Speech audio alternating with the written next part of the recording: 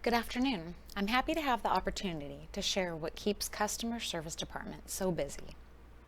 I just want to say, through the challenges of assisting our customers while being closed for COVID, every department here learned so much about adapting and finding different efficient ways to get our work done with dwindling staff and illness.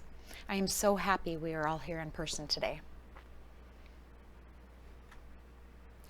The CSRs spend a large portion of their day assisting and troubleshooting with customers over the phone.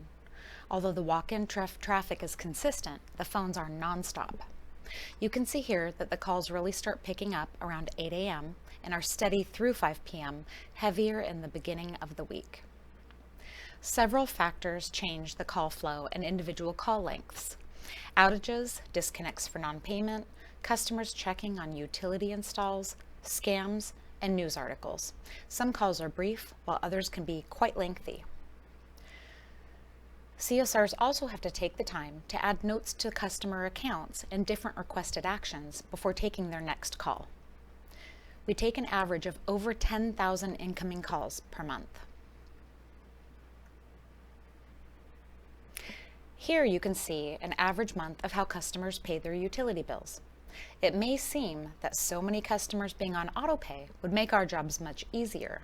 However, anytime a customer's card or accounts change or are compromised, many of them need step-by-step instructions on updating their new information. Not all of the county is tech-friendly, and our CSRs are kind and patient with the customers that have trouble online. Some people are surprised by how many customers still pay by check. See the image here of an average of checks Amy runs in Remit, and Forks runs several checks per day as well.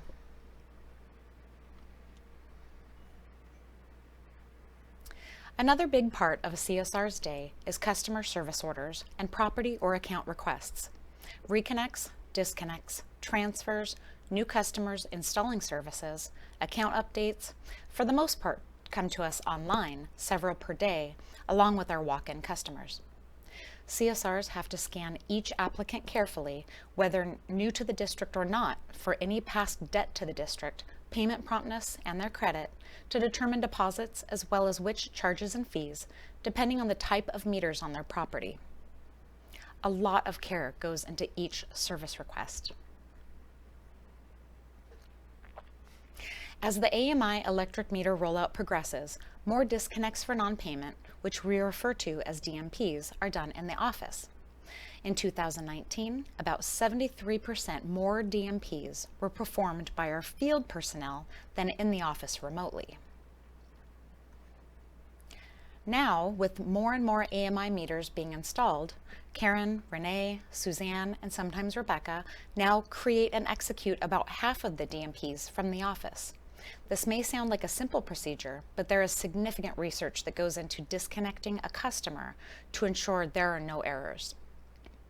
Due to a moratorium during COVID, we did not perform DMPs from March of 2020 through September of 2021. You can just imagine the result of this.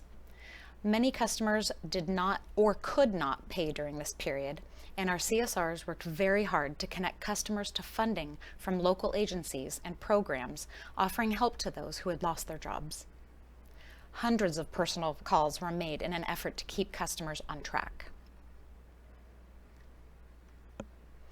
Another more time-consuming part of the CSR's job is helping customers who are installing new utility services.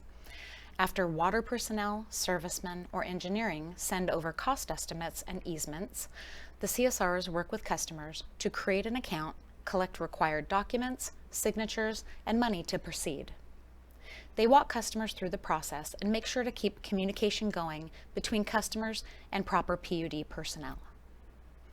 But it can't only be work, work, work for 10 hours, can it? We really do our best to participate in group activities, PUD events, and create an enjoyable atmosphere for our mental well-being. We bounce back from the more challenging customer interactions by supporting each other and sharing the workload.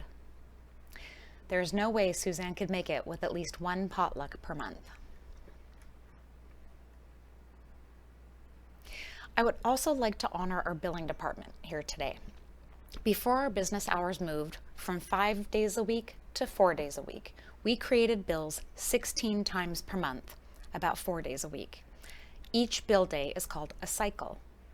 It is necessary to have at least 1 day per week to reconcile and catch up from heavy reports and prepare for heavier weeks.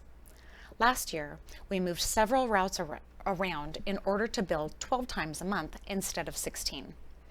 You can see here that the result of this is some pretty heavy billing cycle days. Every bill is reviewed before it is mailed out. Several reports are studied as well to catch too high or too low usage, which could indicate a water leak or, on the other hand, a failed meter. Many customers get a field representative visit or personal phone call if their usage falls outside of our perimeters. Solar and brand new customer bills, postage, and creation of delinquent notices are also some things that take extra time. Tara closely reviews large service bills and stays quite busy completing service orders and with the hundreds of meter changeouts occurring now. Another recent project in our billing department was to welcome water meter readers and determine the most efficient way to assign each route that has PUD water to electric and water handhelds separately. Nearly 1,200 meters were removed from existing routes to newly separated routes, so the field personnel did not have to go through the trouble of skipping the others' meters in their handhelds. This is an ongoing project, and it's working quite well. I appreciate the constant efforts and great attitudes of my department's people. I am lucky to be able to support and work with all of you as well. That's all I've got for today, and thank you.